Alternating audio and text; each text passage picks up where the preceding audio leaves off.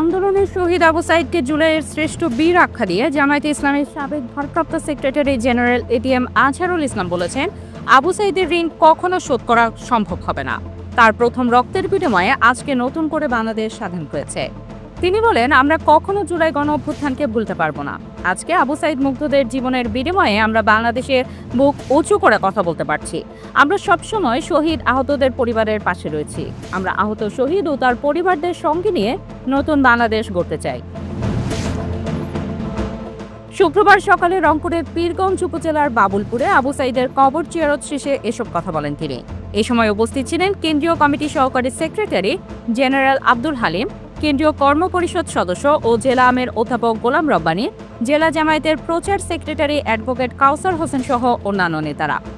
আজহারুল ইসলাম বলেন, আবু সাঈদ এ যুগের শ্রেষ্ঠ বীর। আবু সাঈদ জীবন দিয়ে প্রমাণ করেছেন এদেশে অন্যায়কারী, জুলুমবাজ, গণহত্যাকারী, অত্যাচারী, স্বৈরাচারের স্থান নেই। মহান আল্লাহ ছাড় দেন কিন্তু ছেড়ে দেন না।